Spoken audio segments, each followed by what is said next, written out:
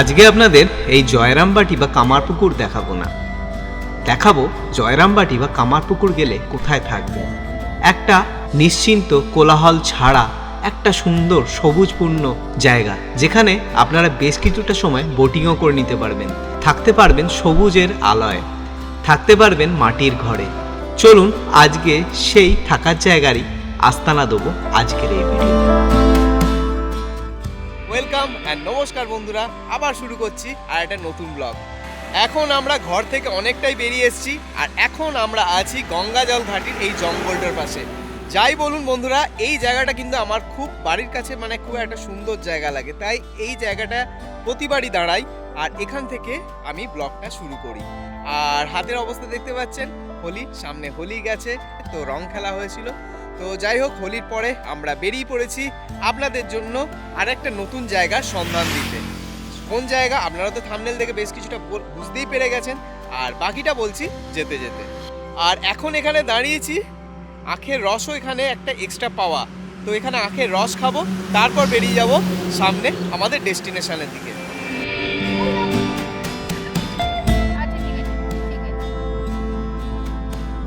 এবারে কিন্তু আমরা একা নয়, আমাদের সঙ্গে আছে আরো অনেকজন। আপনারা পূর্ব পরিচিত, দেখতে পাচ্ছেন আমার পিছনের পাশেই আছে কুনালদা, আর ওই যে কুনালদার মিসেস শ্রাবণী, আর রয় বাবু হাই করে দাও।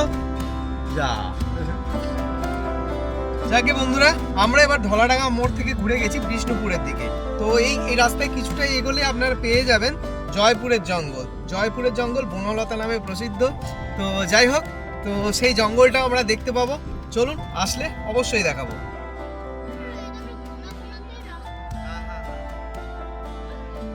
আমরা এই জাস্ট জয়পুর জঙ্গল ক্রস করলাম আর এখন দাঁড়িয়েছি এখানে একটা ছোট্ট ট্রি ব্রেক। আমরা আসানসোল থেকে বেরিয়েছি প্রায় সকাল 7:30 পৌনে 8টা নাগাদ, আর আসানসোল থেকে আমরা যে জায়গাটায় যাচ্ছি সেই জায়গাটার দূরত্ব হচ্ছে 150 কিলোমিটার মতো। এখন বাজে প্রায় 11:30, আর 30-35 কিলোমিটার, 30 কিলোমিটারের মতো বাকি আছে। কিছুক্ষণের মধ্যে আমরা পৌঁছে যাব আমাদের ডেস্টিনেশনে। আমরা এখন ঢুকে গেছি জয়রামবাটির রাস্তায়, আর এই আগের মোড় ছিল, এখান থেকে কি মোড় যেন, কি কতুলিয়া মোড় না, বকুলতলা বলে একটা জায়গা ছিল, ওখান থেকে রাস্তা দুদিকে যাচ্ছে। ডান দিকে যাচ্ছে জয়রামবাটি আর বাঁ দিকটা চলে যাচ্ছে কামারপুকুর। আমরা নিয়ে নিলাম এই জয়রামবাটির রাস্তা। আচ্ছা, আরেকটা কথা বলে দিই, আপনারা যদি জয়রামবাটি বা কামারপুকুরে আসতে চান, এখানে কিন্তু রামকৃষ্ণ মিশনের প্রচুর থাকার যে ব্যবস্থা আছে। কিন্তু যদি আপনারা একটু ছন্ন ছাড়া জীবনে বেশি অভ্যস্ত থাকেন, তাহলে আপনারা কিন্তু আমাদের মতো এইখানে বুক করতে পারেন, মানে আমরা যেখানে থাকছি সেখানে থাকতে পারেন। আর জায়গাটা আসছে, আমরা দেখাচ্ছি। না, মানে ছন্ন ছাড়া মানে ওই নয়, মানে দেখুন, ওইখানে আশ্রমে থাকতে গেলে অনেক কিছু নিয়ম মেনে চলতে হবে। সকালবেলা ঘুম থেকে উঠতেই হবে, তারপরে এই সময়ের মধ্যে ব্রেকফাস্ট, আপনাকে সন্ধ্যের মধ্যে ঘরে ঢুকে যেতে হবে, আর নিরামিষ অবশ্যই খেতে হবে। তো এই সমস্ত জিনিসগুলো থেকে মানে যাতে একটু নিজেকে আলাদা রাখা যায়, তো সেই জন্যই আমাদের এইখানে থাকা। আর আমরা যেখানে থাকছি সেই জায়গাটার নাম হচ্ছে সাতবেরিয়া ইকো পার্ক। জায়গাটা খুবই সুন্দর, আমি দেখেছি।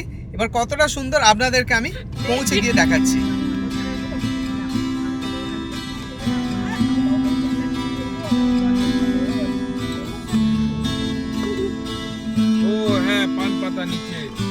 আমরা কিন্তু এখন একদম একটা পুরো গ্রামের রাস্তার মধ্যে দিয়ে যাচ্ছি, পুরো লাল মাটির রাস্তা, আর চারদিকে পটল গাছ, এরকম নানা রকম জায়গা, সব চারদিকে চাষ হয়ে আছে। বেশ দারুণ লাগে, একটা অন্যরকম ফিলিংস লাগছে। কিন্তু বাইরেটা কিন্তু বন্ধুরা প্রচন্ড গরম, প্রচন্ড।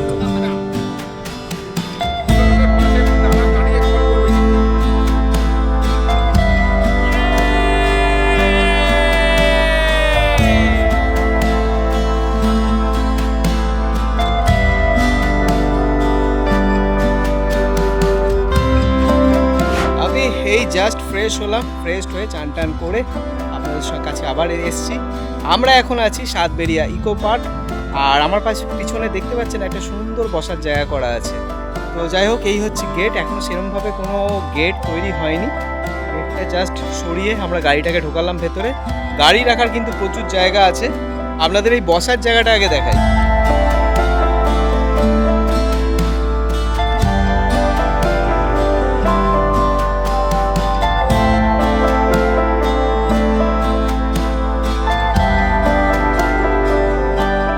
দেখতে পাচ্ছেন পুরোটাই হচ্ছে বাগান, আর এই বাগানের মধ্য দিয়ে হেঁটে হেঁটে আপনাকে যেতে হবে, মানে এই খেতে আসতে হবে, খেতে যেতে হবে। রুমে কিন্তু এরা খাবার সার্ভ করে না। পুরো পার্কটা কিন্তু খুবই সুন্দর, প্রচুর গাছগাছালি আছে, প্রচুর গাছ, মানে একদম বাগান, খুব সুন্দর মেনটেনেন্স করে রাখা আছে, প্রচুর গাছ আর ছোট ছোট প্রচুর পুকুর। চলুন একবার চটপট পার্কটা দেখে নেওয়া যাক।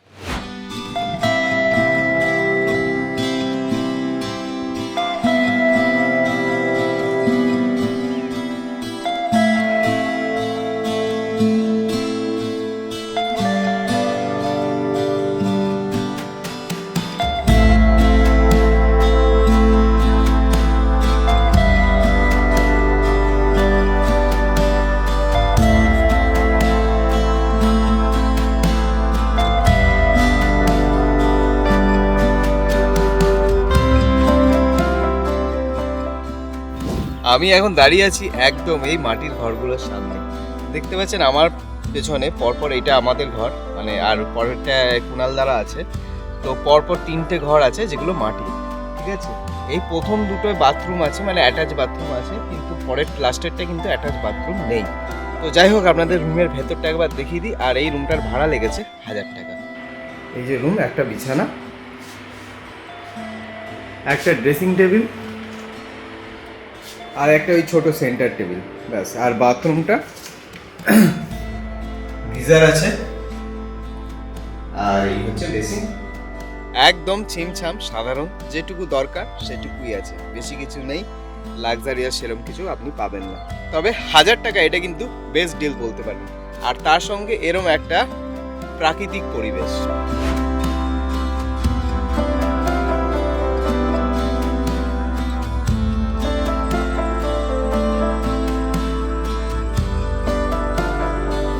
আমরা এখন এসে গেছি এই সাতবেরিয়া ইকো রিসর্টের ডাইনিং। আর কুচিরা এখনই খাওয়া শুরু করে দিয়েছে, বাচ্চা কাচ্চারা মানে রিক রয় সব খাওয়া শুরু করে দিয়েছে। আর আমরা এখনো ওয়েট করছি খাবারের জন্য। তো যাই হোক, চিকেন থালি অর্ডার করেছি। চিকেন থালি এখানে পড়ছে 220 টাকা করে, আর ভেজ থালি আপনি পেয়ে যাবেন 120, আর ফিশ থালি 170।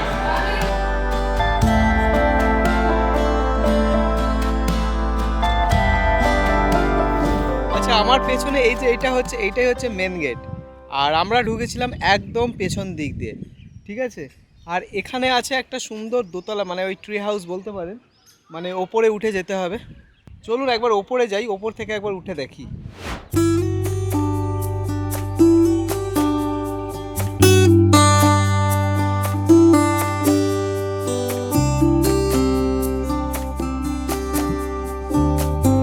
জায়গাটায় তলাতেও কিন্তু একটা বসার জায়গা আছে, মানে আপনি তলাতেও বসতে পারবেন, ওপরেও বসতে পারবেন।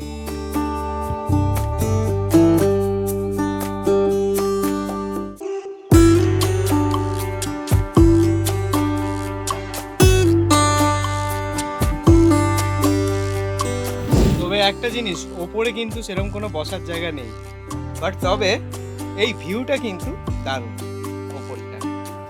আর এখান থেকে ভিউটাও কিন্তু খুব একটা খারাপ না। এখান থেকে মোটামুটি পুরো পার্কটার অনেকটাই আপনারা ভালোভাবে দেখতে পাবেন। আর এখানে ছোট ছোট না অনেক পুকুর আছে, কিন্তু একটা জিনিস কি দেখলাম, এই পুকুরের না সব পুকুরগুলোর রংটা কিরকম লালচে লালচে, ঠিক আছে। তো যাই হোক, এই পুকুরটায় বোটিংও হয়, আপনাদের দেখাবো বোটিং করে। যদি বোটিং আমরা করতে পারি তাহলে অবশ্যই দেখাবো।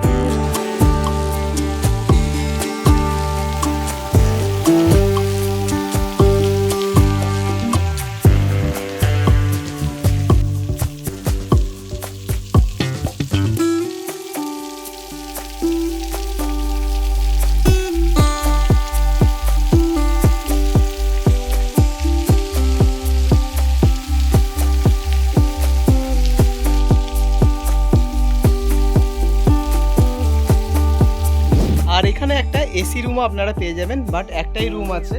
চলুন রুমটা আপনাদের দেখিয়ে দিই। এই হচ্ছে রুম। এখানে একটা বড় আলমারি আছে, বিছানাটা তুলনামূলক একটু ছোট, আর এই হচ্ছে ওয়াশরুম, আর গিজারটিও আছে। এইটা কিন্তু এসি রুম, এটা কিন্তু মাটির ঘর না, এটা পুরোপুরি কংক্রিটের ঘর। আর উপরে দেখতে পাচ্ছেন এসি যেটা চলছেও। আর এই রুমের ভাড়াটা কিন্তু তুলনামূলক একটু বেশি। এই রুমের ভাড়া হচ্ছে 1,500 টাকা, 1500।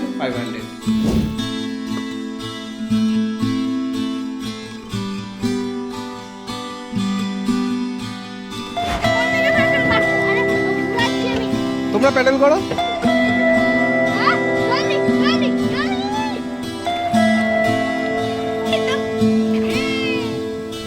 বোর্ডিং করতে করতে একদম একেবারে প্রায় সন্ধে হয়ে গেছে, আলো জ্বলে গেছে, কিন্তু এর অপোজিটেই মানে আমাদের যে জানো এই যে আমাদের যে সাতবেরিয়া ইকো পার্ক তার একদম অপোজিটে আর একটা ছোট্ট পার্ক আছে, যেখানে বাচ্চাদের খেলার জন্য অনেক রকম জিনিস আপনারা পেয়ে যাবেন, ওই যেমন দোলনা ঢেকি সব কিছু আছে আমাদের সামনে। তো সেইগুলো আপনারা পেয়ে যাবেন একদম এই সাতবেরিয়া পার্কের গেট থেকে বেরিয়ে, মেন গেট থেকে বেরিয়ে। আর ওখানে না অনেক ফুচকাওয়ালা বসেছে, গ্রাম্য ফুচকা মানে গ্রামের ফুচকা, টেস্ট করবো একটু পরে।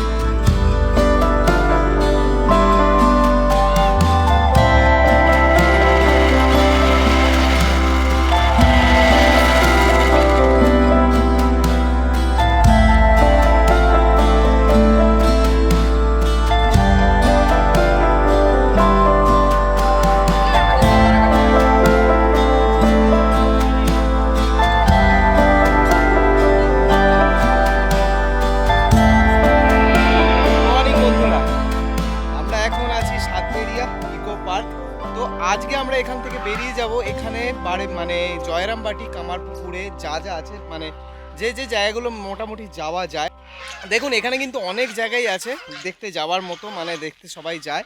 তো আমরা মেনলি বাবার বাড়ি মানে ঠাকুরের বাড়ি আর মায়ের বাড়ি এই দুটো জায়গায় যাব। আমরা এখন বেরিয়ে পড়েছি জয়রামবাটির উদ্দেশ্যে।